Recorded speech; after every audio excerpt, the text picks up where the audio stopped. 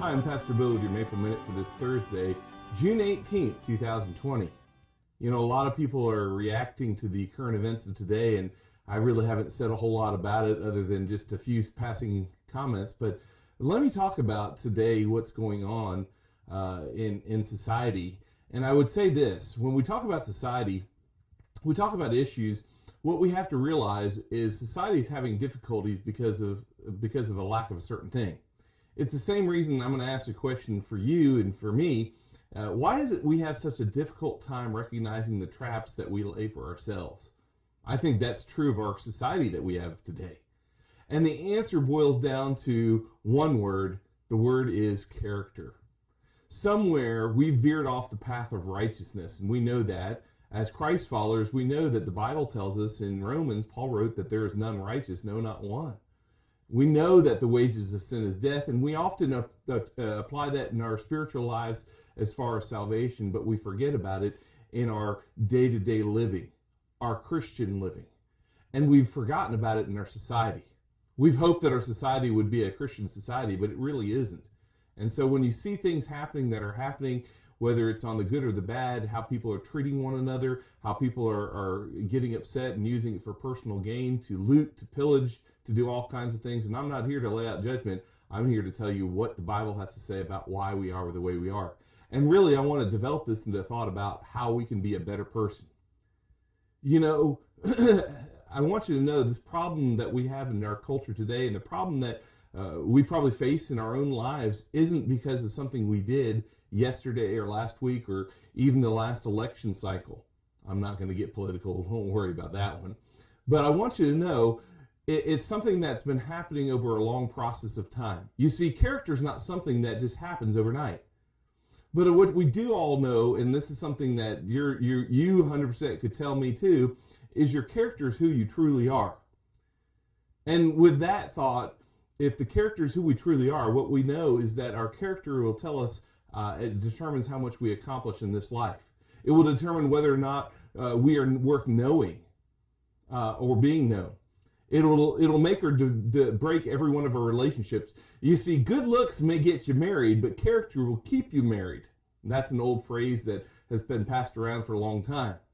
And I think when we get down to this condition of character, what we have to realize is that character reaches into every single facet of our life.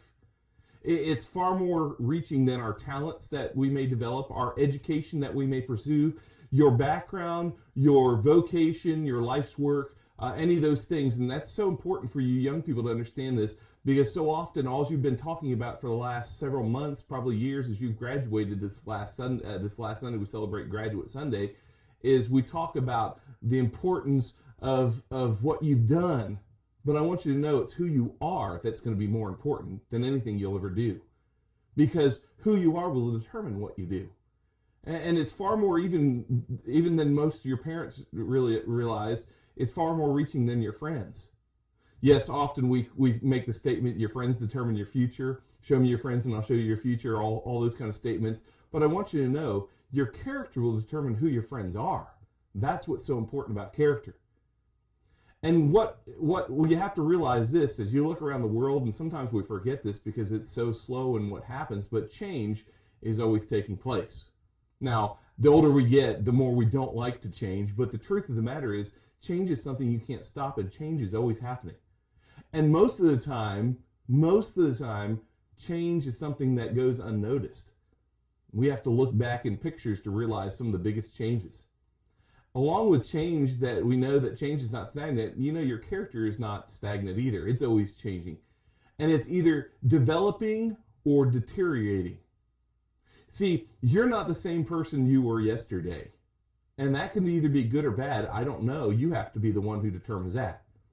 So let me ask you these questions. Who will you be in 5 years? Who will you be in 10 years?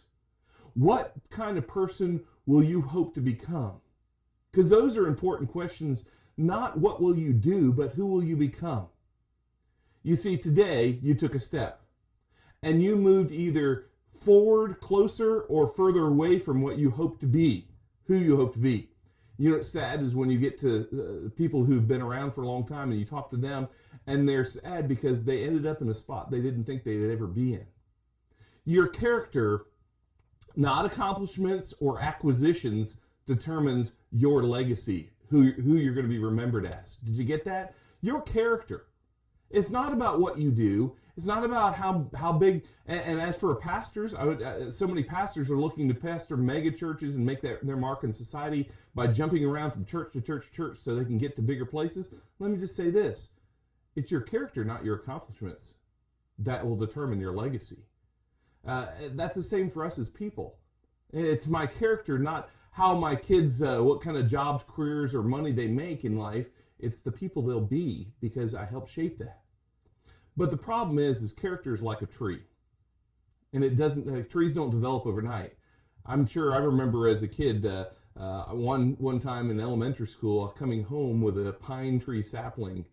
And I was so excited because I wanted to plant it. And my mom and dad allowed me to dig a hole in the backyard and plant that tree. And I watched it grow and grow and grow. And it's amazing. It took forever to grow. I didn't think it would make it. But you know, years and years and years down the road, I visited or driven by the house I grew up in, and you know that tree was in the backyard and it was over the top of the house. It was no longer that little sapling anymore. You see, real character like that tree is developed over a lifetime, and it grows and it grows. Or bad character grows and grows too. And you have the opportunity, no, I would say it better like this. You have the responsibility to choose where you end up. See, character is not about as much as what you are as who you're becoming. And that's the thread I want to keep pushing in this talk today.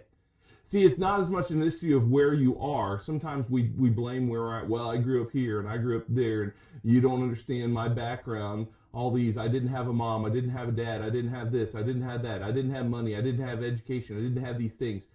You know, character is not about those things. It's about where you're headed. That's the truth. You know, Paul gave us such a great chapter in Romans chapter 8, and just a couple verses I want to point out. He says in verse 29 through 31, and of course we all know verse 28 because it's so highly quoted, but he says this is so important for our future and our character. He says, for those who God foreknew, he also predestined to be conformed to the image of his Son. See, God has that path of character he wants you to be. He wants you to be just like Jesus, as Max Lucado said. Why? That he might be the firstborn among many brothers and sisters. He wants us to grow into the family and be part of the good family, not the black sheep. He wants us to grow our character the right way. And he goes on to say, and those he predestined, he also called.